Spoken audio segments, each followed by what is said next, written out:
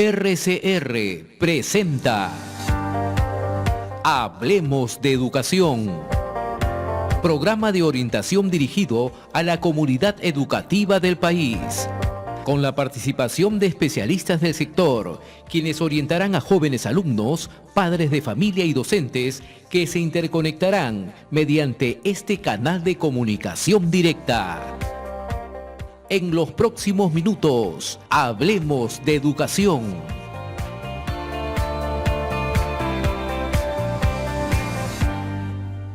Bienvenidos, queridos amigos, a Hablemos de Educación, gracias a Red de Comunicación Regional. Vamos a seguir tocando el tema de la evaluación de los aprendizajes, dado que tenemos la noticia que el Ministerio de Educación ha dado marcha atrás lo que hace algunas semanas había aprobado, de que iba a pasar de una evaluación numérica a una evaluación en competencias de forma de letras y unas letras distintas a las que se evalúan en primaria. Sabemos que las noticias ahora han dado a conocer que recién se hará en el primer año de secundaria. Para ello, hemos invitado en este programa para hablar de ese y de otros temas a Miriam Ponce. Ella es gerente general de Miral Consultora, pero no solamente eso, sino ha sido exdirectora del Ministerio de Educación Básica Regular durante 7 años. O sea, tú eres la primera directora general de Educación Básica Regular, por lo tanto, tienes claramente cómo se ha llevado el proceso del currículum y el tema de la evaluación de los aprendizajes. Hay que tener un poco de historia para poder conocer cómo se toman estas decisiones, particularmente pienso yo un poco locas, creo que debajo del escritorio, pero bueno, vamos a conversar un poquito de esto. Miriam, bienvenida, tus primeras palabras. Bueno, un gusto estar aquí, Gustavo. Un saludo cordial a todos tus oyentes. Para mí es un placer realmente que poder estar en este espacio y poder conversar estos temas que son fundamentales para el país. Creo que justamente este es un tema que los padres de familia, sobre todo, que son los principales usuarios en estos momentos, están todavía preocupados y con muchas interrogantes sobre cómo va a ser este año escolar. Y efectivamente, yo estuve iniciando el diseño curricular cuando en el año 2004, en ese entonces, el ministro Sota Nadal nos pidió que revisáramos cómo estaba el currículo en nuestro país. Y lo que encontramos era que existían 11 propuestas curriculares a nivel solamente del Ministerio de Educación. Eso es en el 2004. 11 currículos teníamos. Exactamente. Me acuerdo mucho que algunos hablaban de la lluvia de currículos de secundaria porque era el que más currículos tenía, ¿no? Entonces, a partir de esa realidad fue que desde la alta dirección se planteó a la dirección de básica que revisáramos la situación del currículo. Una situación que sin duda evidenciaba esta falta de articulación entre los niveles educativos y por otro lado la articulación con las regiones, ¿no? Un gran reto que todavía tenemos a nivel de descentralización en nuestro país. O sea, ahí tú estás dando una primera afirmación y es importante decir, 2004 se inicia y el tema de la articulación con el tema de regiones, después de 14 años, 15 años, todavía sigue siendo un reto. Sin duda, sin duda. En el caso de ustedes fue unir estos currículos o darle una...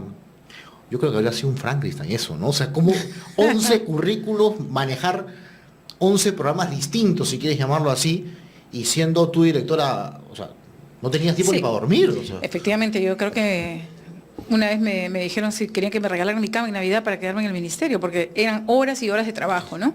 Estos 11 propuestas curriculares que existían nos planteaban un gran reto. Y el primer reto fue articular los equipos que dentro del Ministerio de Educación existían, porque cada quien tenía un enfoque diferente, ¿no? Estábamos ya con muchas experiencias a nivel internacional sobre currículos por competencias y el Perú ya venía haciendo varios esfuerzos, pero en algunos niveles y no en todos. Esto sumado a que no iba de la mano con la capacitación o la formación inicial que tenían los maestros, tanto de inicial, primaria como secundaria, en las universidades e institutos pedagógicos. Por lo tanto, el trabajo fue empezar a mirar, bueno, ¿por qué existen estas 11 propuestas? ¿Qué hacemos con estas 11 propuestas? Y cómo las articulamos entre sí. El primer paso fue articulémonos entre equipos, ¿no? Entonces comenzamos a tratar de mirar cómo es que estaban percibiendo los enfoques y cómo estaban asumiéndolos dentro del ministerio, después en las direcciones regionales y después, además, hay otro currículo que está en la SUGEL y otro en las instituciones educativas, que son los que finalmente tienen sentido para los aprendizajes de los alumnos. Que son los que hacen la acción educativa per se, por decirlo así. Exactamente. ¿No? Entonces se hizo un proceso durante más o menos 2 años de articular los niveles, ¿no? Y salió una primera propuesta que era el proceso de articulación, primer proceso de articulación del currículo.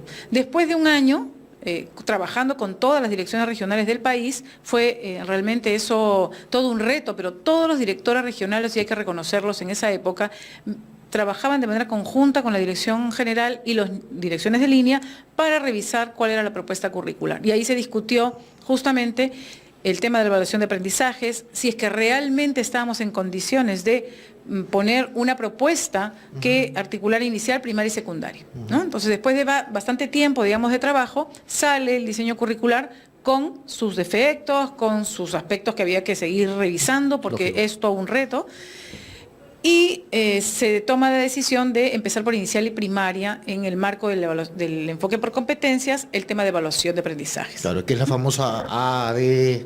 Exactamente, hay, ¿no?, una escala valorativa, ¿no?, cualitativa, que no quiere decir otra cosa que si el currículum es por competencias, yo evalúo al alumno en función de lo que logra él de manera individual en las competencias que están especificadas para cada grado. Claro. Y en ese tiempo, igual, o sea, hoy a veces he escuchado hace poco un artículo de una persona que decía, o competencias o conocimiento, ¿no? Porque a veces se creen que hay un divorcio. Exactamente, sí. O sea, para que expliques al padre de familia, porque a veces hay padres de familia, incluso hay maestros, hay que decirlo, que todavía creen que cuanto más conocimientos el chico aprende, o el alumno, el niño o la niña o el adolescente, cuanto más sepa resolver 30 operaciones matemáticas, por decirlo así, y como el sistema PRE estuvo en boga mucho tiempo, es mejor alumno, o ha logrado la competencia. Sobre eso, ¿cómo le explicaríamos a los papás esta...? Yo te pondría un ejemplo muy sencillo para los padres de familia que nos escuchan. Cuando uno maneja un auto, necesita un conjunto de capacidades, ¿no? Claro. Por ejemplo, yo necesito saber manejar los espejos, porque además tengo que tener la habilidad para poder mirar el de la izquierda, el de la derecha, el de arriba, todos. ¿No? Pero no solamente tengo que tener esa capacidad, tengo que tener varias capacidades. Por ejemplo, utilizar el freno, utilizar el embrague, saber manejar los cambios, si es automático, saber en qué momento ponerlo en drive o no. Pero además tengo otras capacidades, ¿no? Por ejemplo, ir manejando y estar atento al peatón. Porque es que no solamente soy yo como conductor, sino también tengo que tener una actitud frente al peatón. Y así como eso, necesito conocimientos también. Necesito saber cuál es la caja de cambios, necesito saber cómo cambiar una llanta, necesito saber que necesito una tuerca para poder sacar el seguro. Entonces, el conocimiento, pero la capacidad y también la actitud, como por ejemplo en Lima hay que tener una actitud defensiva, poco menos, porque si no te van a chocar. Ya en todo el Perú, ¿no? creo. En todo el Perú, ¿no? Entonces, este conjunto de capacidades, conocimientos, actitudes, habilidades que tiene que tener la persona, permiten que si tú las manejas de manera adecuada, puedas decir que eres competente en el manejo.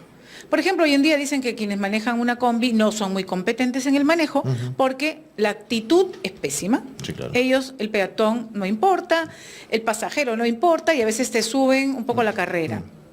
Entonces, puedo decir yo que una persona que maneja una determinada unidad combi es competente en el manejo si su actitud es negativa frente al peatón o al pasajero. No, porque no ha logrado el conjunto de actitudes, capacidades y competencias necesarias para poder hablar de ser competente. Entonces, pero nadie discute que sabe manejar, ¿no? Pero nadie discute que sabe manejar. O sea, puede manejar de frente, puede dar su vuelta, hacer su retroceso, lo que tú quieras. Pero si tú no miras a tu alrededor, no estás teniendo una actitud adecuada y responsable frente a la ciudadanía. Por lo tanto, no eres competente. Serás hábil. Sí. ¿No? Y puede ser que seas una biblioteca en las piezas del auto, como puede ser un mecánico, pero no necesariamente un buen mecánico es un buen chofer, por ejemplo, ¿no? Entonces, ese conjunto de conocimientos son importantes, pero también la capacidad para poder hacer uso de esos conocimientos y también la actitud para poder hacer uso correcto y respetuoso en una sociedad. Perfecto. Entonces, el padre de familia a veces quiere que el hijo aprenda inglés, por ejemplo, ¿no? Y que sepa inglés, pero si no lo sabe contextualizar, ¿de qué le sirve? Si el niño solamente traduce, no aprende inglés adecuadamente, ¿no? O en los números, quieren que aprenda a sumar, a restar, no importa si razona o no.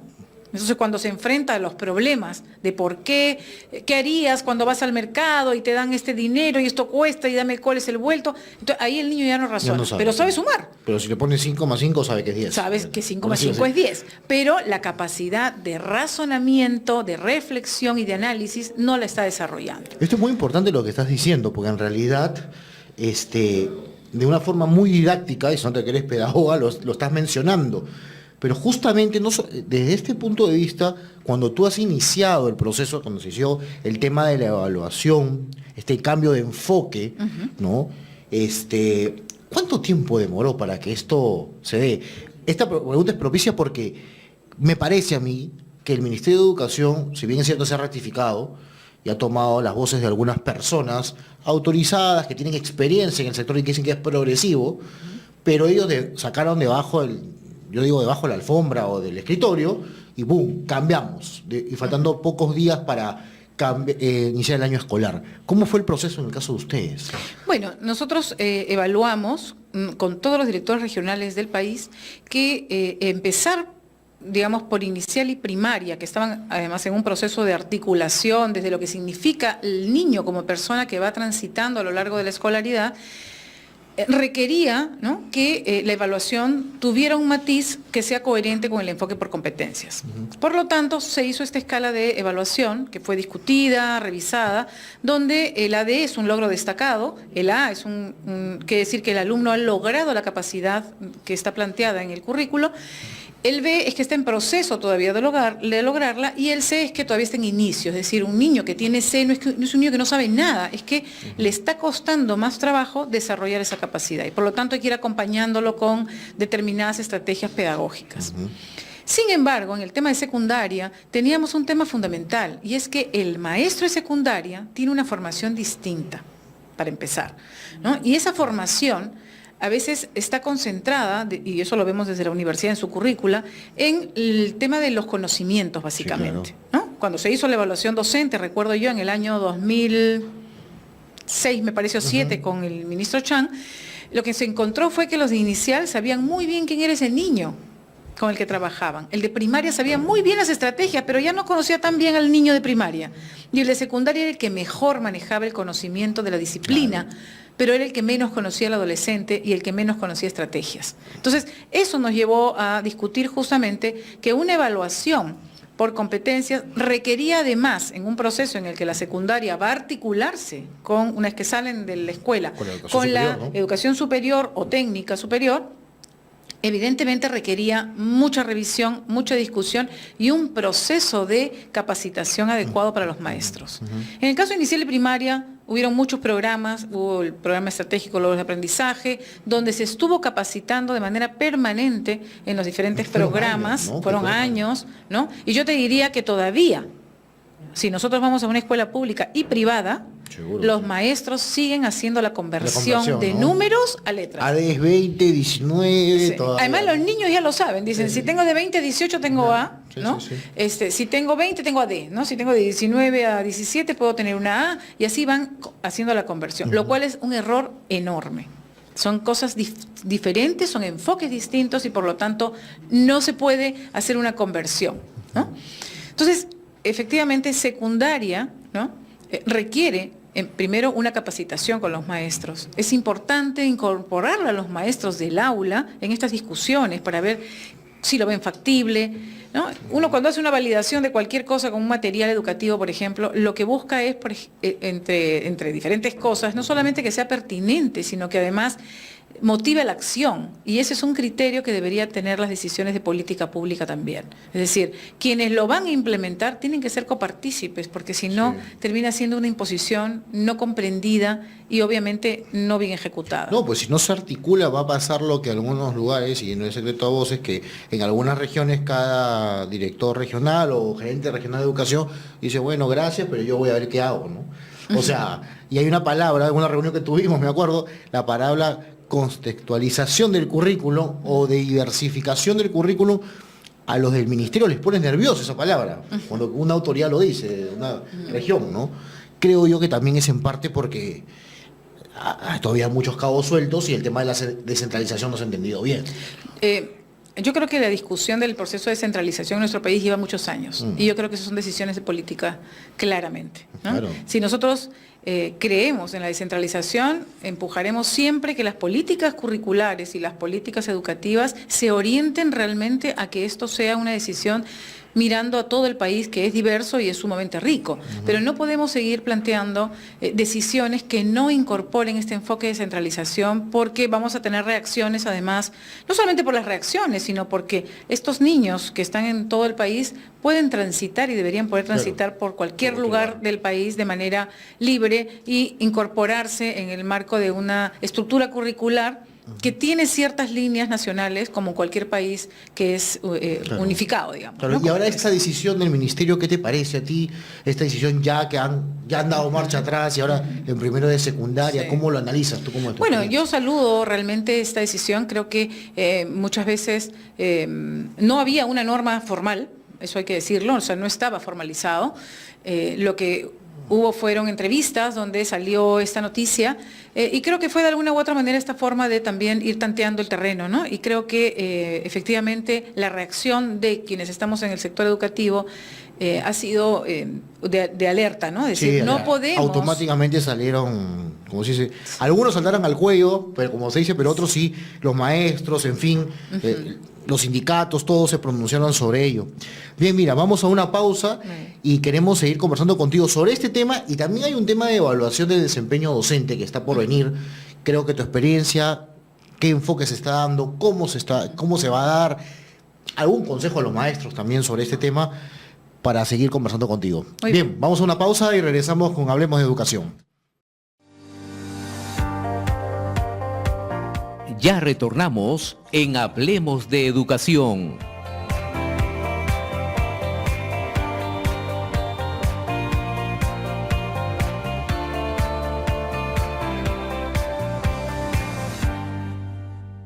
Bien, queridos amigos, volvemos a Hablemos de Educación. Estamos hablando sobre el tema de evaluación de aprendizajes y íbamos a entrar con Miriam al tema de la evaluación y el desempeño docente. Miriam, conversábamos, hemos hablado sobre el tema de evaluación de aprendizajes, nos has comentado, la decisión del ministerio se saluda, que han retrocedido porque es lo más sano y van a seguir la misma terminología o nomenclatura, por decirlo así, de las evaluaciones que vienen en inicial y primaria. Eso es fundamental, Gustavo. Eso es fundamental porque ya los padres de familia son padres de los mismos niños que transitan inicial, primaria y secundaria, no son otros chicos. Entonces, haber decidido que la escala de evaluación sea la misma, creo que es la mejor decisión que han podido tomar, ¿no? Sí, claro, eso se saluda, que hayan tomado esa decisión, y hay que estar atentos a ver cómo esto va avanzando progresivamente, porque la secundaria todavía es un tema pendiente en el tema educativo, definitivamente. Pero dentro de ello, del tema de evaluación que estuvo de moda en las últimas semanas, está el tema de la evaluación del desempeño docente. Entonces, ¿podrías explicar un poquito cómo va esto, cómo se inició de repente y ahora en qué instancia estamos, ¿no? Porque uno dice evaluación docente, que lo evalúan, hay padres de familia que dicen no saben que evalúan a los docentes, otros sabemos porque estamos en el sector, pero no necesariamente todos lo tienen que saber, ¿no? Bueno, para conocimiento de la población, efectivamente, ya hace muchos años atrás se empezó con esta importancia que tiene el maestro. Recordarán, habían estudios como el estudio McKinsey que hablaba de la importancia del maestro como un actor fundamental y por lo tanto el ministerio y sus políticas comenzaron a darle un mayor interés y un mayor foco a la formación y a la capacitación del docente. El docente ha sido capacitado año a año, con diferentes programas, algunos mejores que otros seguramente. Sin embargo, no se podía realmente saber cómo estaban estos maestros. Lo que se hacía era una evaluación muestral y censal de los niños. Y obviamente, si los niños no aprenden, pueden haber varios factores asociados. Uno puede ser porque el niño tiene alguna dificultad de aprendizaje, otra puede ser porque los maestros a lo mejor no están llegando con estrategias adecuadas a los niños. Y se decide en diferentes gobiernos evaluar a los maestros. Pero las evaluaciones siempre eran de conocimiento, de cómo estaban más o menos en sus disciplinas, en las estrategias, en el conocimiento de la currícula. Sin embargo, una cosa es una evaluación escrita, ¿no? Y además para marcar, y otra muy diferente es lo que pasa en el aula. Porque puede ser que un maestro se puso nervioso, es como nos ha pasado a todos, de repente Claro, ese o te día... observan, en fin. Es exacto, estás muy nervioso o tuviste una dificultad en tu casa o te sientes mal físicamente y a lo mejor no diste una buena prueba. Por eso es que esto se ve importante complementarlo con un desempeño, es decir, qué pasa en el aula y cómo actúa el maestro en el aula. Puede ser que el maestro conozca mucho, y lo que hablábamos hace un momento del Claro, manejo, claro, ¿no? sí, muchísimo. Pero atropellas a todo el mundo. Y puede ser que el maestro maneje las capacidades, los conocimientos, pero trate muy mal a los niños. Es decir, en su desempeño, ¿no? Los grite, los maltrate, No y tenga eso manejo lo en el aula, vemos. en fin, ¿no? No les diga por su nombre, utilice apodos, o que no sea cordial, o que va con su estructura de clase y la dicta, como antiguamente en nuestras épocas, y no mire al niño, ¿no? Y no se dé cuenta siquiera si el niño está aprendiendo o no, tiene dificultad. Entonces, esta evaluación de desempeño tiene esa riqueza, que lo que va a mirar es cómo va el maestro en el desempeño en su aula. Y actualmente existen 5 desempeños que se evalúan, ¿no? Uno relacionado a las interacciones que tiene el docente con los niños, es decir, cómo es su trato, si los hace participar, si los involucra. El otro desempeño está relacionado a cómo el maestro trabaja en su aula para propiciar, ¿no?, espacios de creatividad, de razonamiento del niño, ¿no?, y de reflexión y análisis crítico, es decir, que desarrolle su pensamiento crítico. Antiguamente los maestros entraban, dictaban su clase y los niños apuntaban y era un estilo muy memorístico, ¿no? Entonces los niños, no importaba si entendían por qué, ellos simplemente aprendían de memoria todo. Es que lo que acabas de decirme, a mí particularmente he regresado a la primaria, yo estuve en un colegio privado, sí es cierto, en primaria, pero mi salón en esa época tenía 63 alumnos. O sea, era una cosa, Era éramos enorme. puros hombres, ya por no decir qué colegio, pero éramos puros hombres, 63, el profesor llegaba, segundo de primaria, la famosa nunca se veía en esa época, pero ahora se da, y el profesor llegaba y todos se callados porque llegaba y golpeaba. Con autoridad. Y con autoridad, y bla, bla, y comenzaba a dictar o a hablar sobre el tema, y tú sacabas tu cuaderno y apuntabas. O sea, no había más. Acababa los 45 minutos, sonaba el timbre y cambiabas, o sea, pero no había que trabajos grupales, que estrategias, que mueve un poco el movimiento del cuerpo, que ahora que incluso se escucha mucho de esto, no había nada. Es que efectivamente el enfoque educativo era un enfoque por conocimiento realmente, no era por objetivos. El objetivo era lograr tal y tal cosa y eso es a lo que se abocaban los maestros. Hoy la formación del maestro y el currículum te plantea justamente un enfoque por competencias, donde es importante el desarrollo de una serie de capacidades, conocimientos y actitudes. Por eso es que se necesita que a los niños se les ayude, no solamente dando la información, sino, porque la información la encuentras hoy en todos lados, antes no, sino que además reflexione sobre esa información, que se ponga en el lugar de las cosas, que sea empático, ¿no? Entonces el niño necesita dar sus ideas, los niños tienen muchas ideas. Y necesitamos dar esos espacios para que razonen, den su pensamiento, ¿no?, expliquen y den ideas diferentes. Claro, el conocimiento está en todos lados. Yo me acuerdo de incluso antes el conocimiento era la biblioteca o el libro de texto solamente, y me acuerdo claramente de la famosa Escuela Nueva, ¿no? Había un libro, Escuela Nueva era conocidísimo, que tenía todas las áreas ahí, y tenías que, si lo que no estaba ahí estaba en el libro de texto, o si no estaba, tenías que ir a la biblioteca, ¿no? No había internet, no existía todas estas cosas que hoy por hoy existen, ¿no? Sí, es una ventaja realmente tener estos espacios ahora, pero no todos los maestros han sido formados en un enfoque por competencias. Por eso es necesario no solamente la capacitación, sino también la evaluación de desempeño, cómo van los maestros, ¿no? Entonces, este segundo desempeño relacionado a la creatividad, al pensamiento crítico y a la posibilidad de que los alumnos reflexionen sobre las cosas, la tiene que propiciar el maestro. Claro. Y por eso hay que evaluar ese desempeño. Otro desempeño importante es cómo el maestro resuelve conflictos en el aula, ¿no? Tenemos maestros que el niño de repente está en una discusión, el maestro no sabe ni de qué se trata y lo castiga y lo manda afuera, y eso no resuelve el problema. Entonces, cuando podemos aprovechar perfectamente esa situación para poder evaluarla, conversarla con el grupo, establecer normas de manera conjunta, ¿no?, y ir cumpliendo las normas para que esto tenga una razón de ser. No las cumplo porque me lo dices tú, las cumplo porque hay una razón de ser y porque es un acuerdo conjunto, ¿no? Entonces, estos 5 desempeños, ¿no?, que incorporan también el monitoreo que hace el maestro a los alumnos, si va grupo por grupo, los orienta, se cerciora de que están participando, que están entendiendo, ¿no?, es un tercer desempeño, ¿no? Y un cuarto desempeño, porque el quinto ya te lo dije, del tema de las normas, está relacionado a ese trato empático, amigable, cálido que tiene que tener el maestro con los chicos, ¿no? Entonces, son procesos. Los maestros no van a tener un desempeño A1 o en el nivel 4, que es el mayor nivel, digamos, de logro, de la noche a la mañana. Pero es importante que se vayan dando las evaluaciones para que cada uno sepa en qué mejorar. Nosotros, por ejemplo, desde Miral, la empresa que dirijo, tenemos varios cursos de capacitación, estamos desarrollando capacitaciones para el desempeño de la evaluación del maestro, ¿no?, porque ellos necesitan saber en qué los van a evaluar. Entender bien de qué me estás hablando cuando me hablas de un desempeño determinado. Si no le hablo al niño, ¿estoy mal? Me van a poner en el nivel de logro 1, es decir, el más bajo, voy a estar en el 2, en el 3, en el 4, ¿qué tengo que hacer para lograrlo? Entonces, estamos haciendo... la cancha, pues, ¿no? Como se dice. Es importante, si yo sé que me vas a evaluar sobre algo, dime sobre qué. Y qué tengo que mejorar para poder... Porque el objetivo, y estoy segura que el objetivo del sector de educación no es, pues, eliminar a los maestros, sacarlos de la carrera magisterial, sino pensar y poner en primer lugar a los estudiantes, que son nuestra razón de ser, ¿no? Ahora, qué importante es eso que lo hace el Estado, lo hace, y también los colegios privados tienen que hacerlo, ¿no?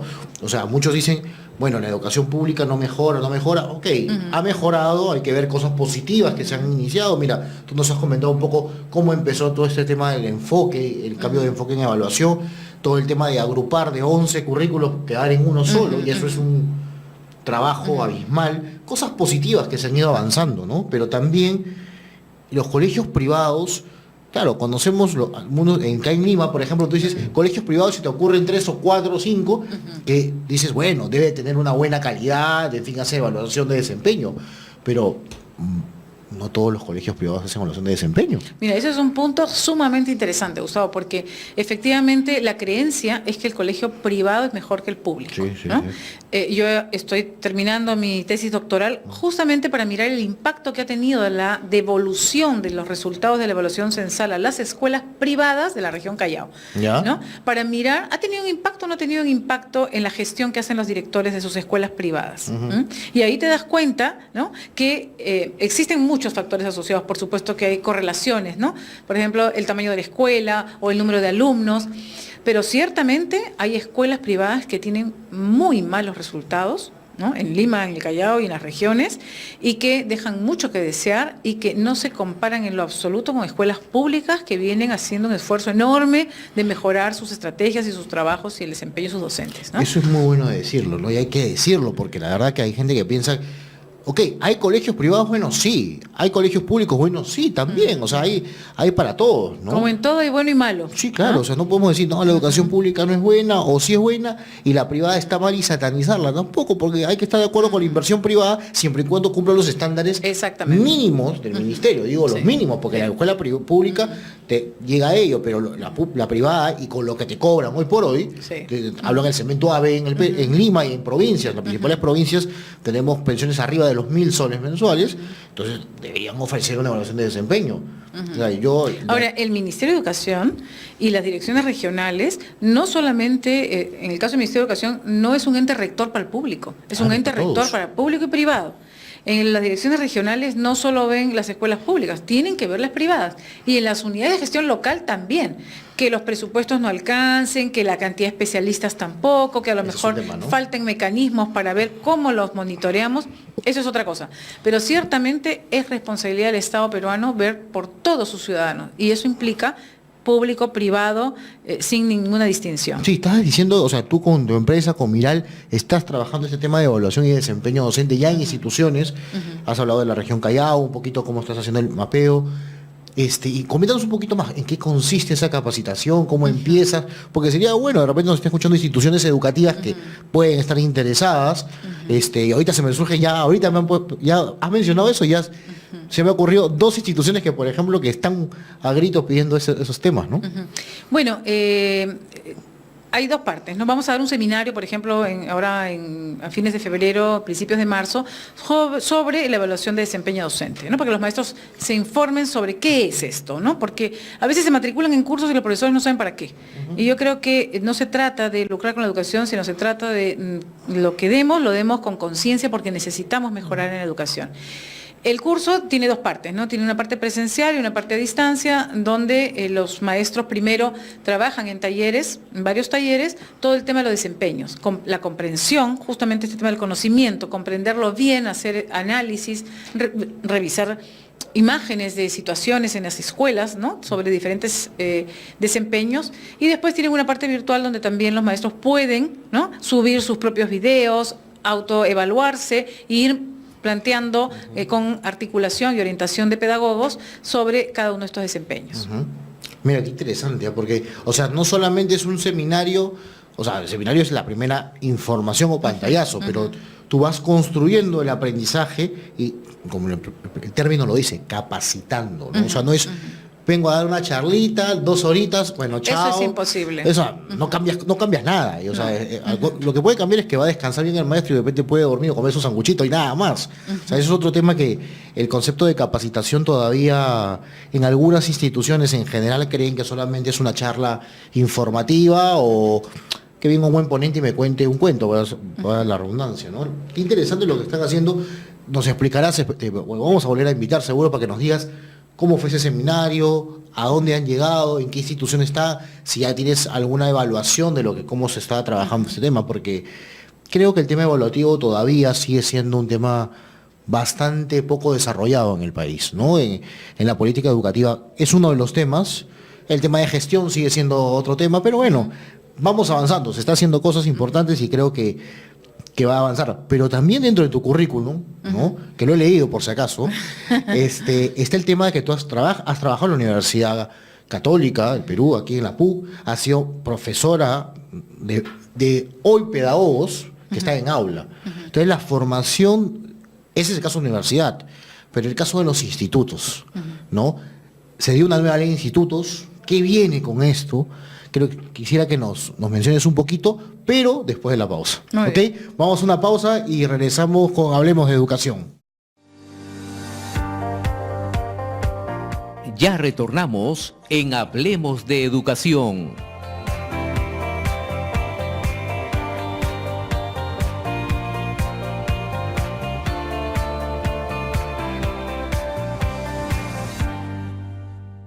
Bien, volvemos con Hablemos de Educación. Estamos con Miriam. Miriam, estábamos hablando sobre la evaluación y desempeño docente y estamos ya incursionando al tema de la evaluación o en qué viene con los institutos, porque tú has sido profesora en universidad, has formado varios maestros, entonces, pero los institutos, ¿en qué están? Los institutos pedagógicos, técnicos.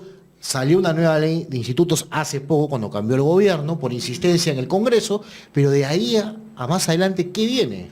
Bueno, yo creo que saludo mucho esa ley que se emitió, porque creo que era necesario que ante la proliferación realmente de institutos de diferente característica y de calidad, pudiéramos tener una opción realmente seria desde el Estado peruano para poder ofrecer a los jóvenes, ¿no? Que son finalmente quienes están asumiendo las responsabilidades en este país.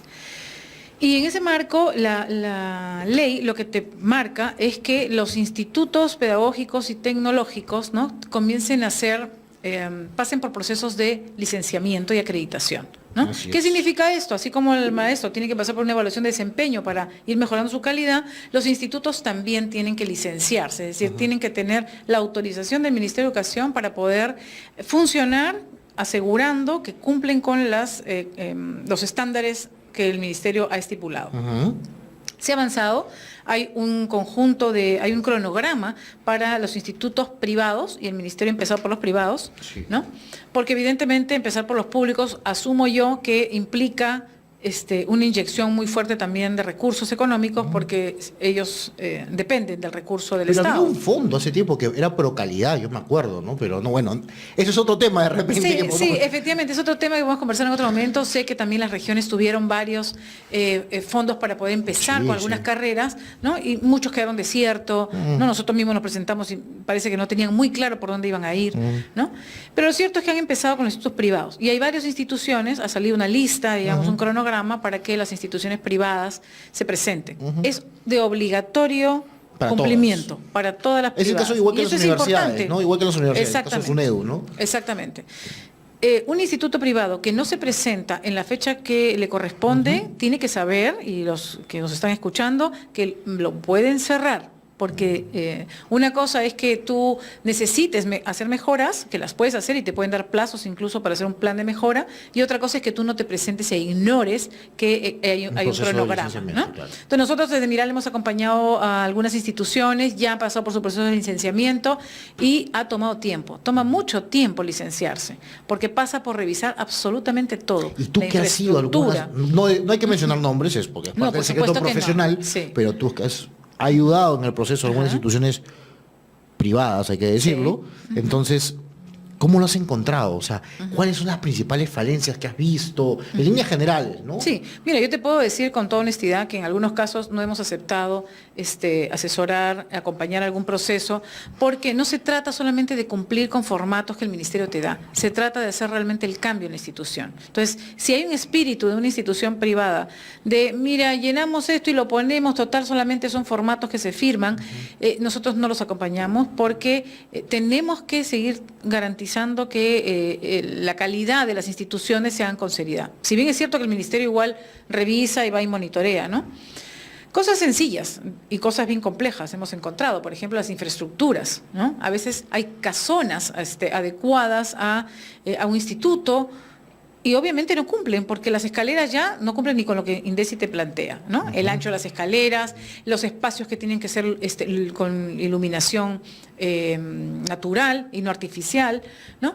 El tamaño de los espacios, el número de computadoras para los alumnos, el tipo de sillas que les pones, o sea, se revisa absolutamente todo, ¿no? Aparte de, por supuesto, las carreras que vayan a ofertar, que exista realmente una demanda, porque a lo mejor se plantean carreras que aquí no tienen ningún sentido, ¿no? Y creo que ahí está el reto en las regiones. Las regiones estamos hablando de la descentralización, y por lo tanto, en una radio regional, algo que es fundamental, es decir, las regiones revisen el currículo y la oferta que están dando laboral, ¿no? a nivel de institutos tecnológicos, porque se requiere mano de obra de jóvenes preparados. Totalmente. Y lo que está pasando es que se trae gente de fuera porque no encontramos gente preparada. ¿No? O los padres prefieren que vayan a estudiar Derecho sin ir en contra de los Sin abogados. desmerecer. Que los abogados son... Exactamente. Bueno, vamos por nuestra carrera, así que ya estudias educación, pues, ¿no? Que en realidad nadie va a estudiar educación, dice, pero bueno, estudias educación. O sea, en realidad hay una demanda y a veces hay regiones que necesitan tal tipo de técnicos, ¿no? Totalmente. Por ejemplo, si vamos a Callao nada más, el tema de pesca, en Ica, en toda la zona de la costa, ¿no? Necesita determinados técnicos especializados en determinadas cosas, ¿no? Entonces, lo mismo en la sierra y lo mismo en la selva. Claro, Entonces, la minería, la agricultura y en fin, ¿no? Exactamente. Entonces, la oferta educativa que tienen que hacer esos institutos tiene que responder a las necesidades, si no los alumnos terminan estudiando carreras que no van a tener fácil acceso, digamos, al tema laboral. Si hay un caso yo no voy a decir el nombre del instituto, pero es conocido, de éxito en una región, ¿no? En la región Arequipa, por ejemplo, hay un instituto que capacita en temas mineros, porque Arequipa, hasta ahora, no sé qué va a pasar después, pero sigue siendo una región minera. Sí. Entonces, si bien tiene una agricultura, una gastronomía de lo más rica que hay en una de las regiones que tenemos la diversidad, pero justamente trabajaban la capacitación en temas mineros. Incluso el norte de Chile iban a capacitarse ahí. O sea, mira lo que llegaron a conseguir, o sea, y siguen consiguiendo, o sea, pero eso es una iniciativa privada. Eso es diversificación, Claro, Gustavo. totalmente. Eso es diversificación. Es decir, tu instituto tiene una oferta que responde a la realidad y que es pertinente porque vas a tener un montón de alumnos que después cuando salgan de esas carreras van a poder contribuir al desarrollo de la región. Totalmente. ¿No? Entonces, tenemos que seguir apuntando para que los institutos privados, ¿no?, de cualquier región también mire primero dónde está y qué necesita esa región para poder ofertar estas carreras que son fundamentales, ¿no? Entonces, como te digo, hemos encontrado muchas falencias y también cosas muy positivas, ¿no? Desde la organización, el ministerio hoy por hoy revisa y tiene estándares muy exigentes para el tema de los institutos, ¿no? Entonces ellos tienen que adecuarse y cumplir con esos estándares para poder ofertar seriamente calidad. Los papás hacen un esfuerzo enorme porque sus hijos vayan a formarse. Y lo mínimo que pueden hacer las instituciones, tanto públicas como privadas, es responder con honestidad a esa formación, ¿no? Claro, lógico, porque lo que pasa es que sí, este tema de los institutos, cuando salió la ley, es cierto, todo el mundo escuchó por insistencia, todo el mundo aplaudió. El tema era cómo venía la aplicación, ¿no? La norma y la aplicación al reglamento de todo ello, ¿no?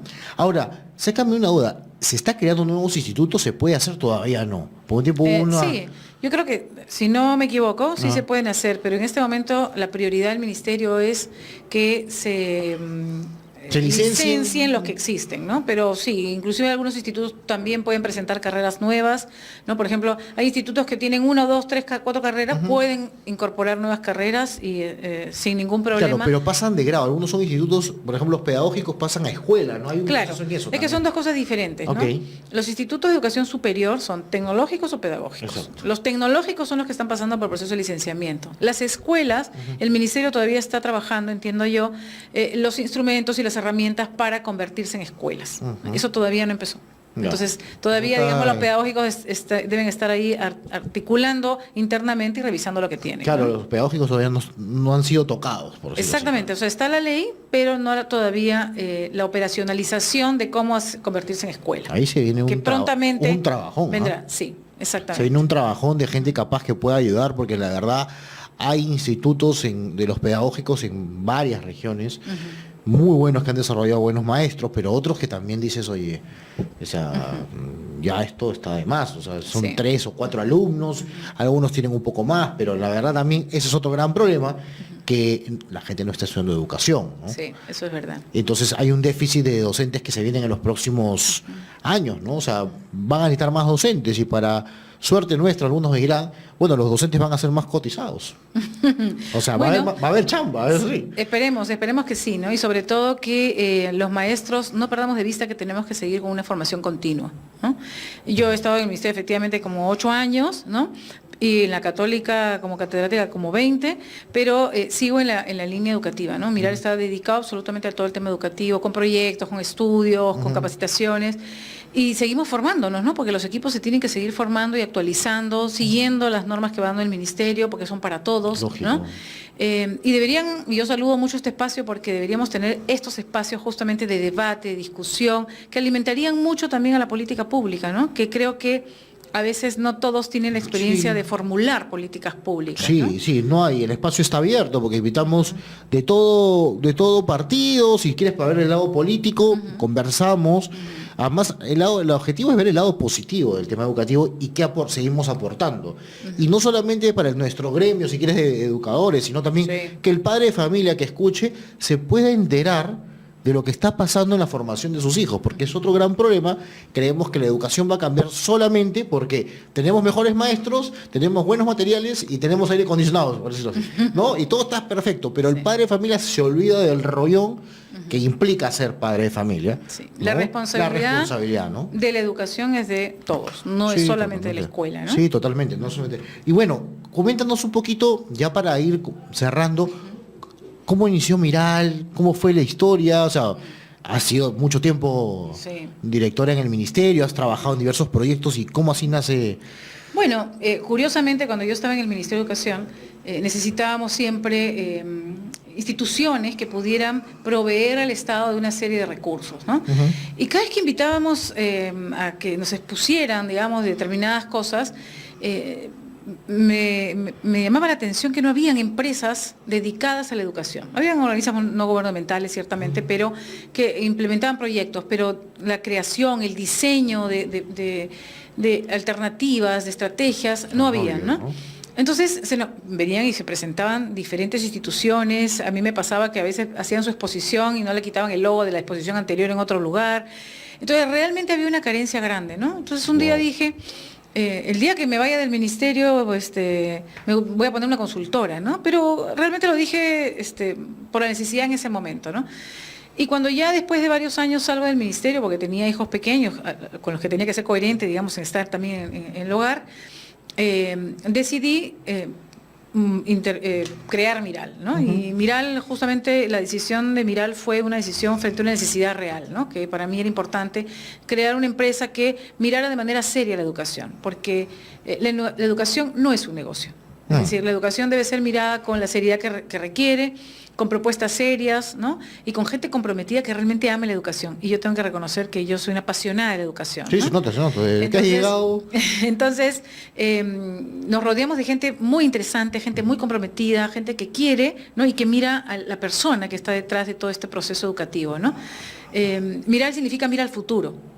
Y creo que el reto del sector educación es eso, que nuestras políticas públicas sean políticas públicas que miren al futuro de mediano y largo plazo y que no sean acciones que normalmente se toman todos los gobiernos, y esto es a veces ya una costumbre en nuestro país, plantean programas, plantean proyectos, plantean iniciativas, y no hay una continuidad en las políticas, ¿no? Y creo que eso es justamente lo que requerimos, plantear política pública con una mirada de mediano y largo plazo, porque si no, siempre estaremos cambiando y nunca tendremos una continuidad y un real cambio a futuro, ¿no? Totalmente de acuerdo. Y pasan generaciones y finalmente no terminamos de tener políticas claras, ¿no? Entonces, sí, hasta ahora generaciones.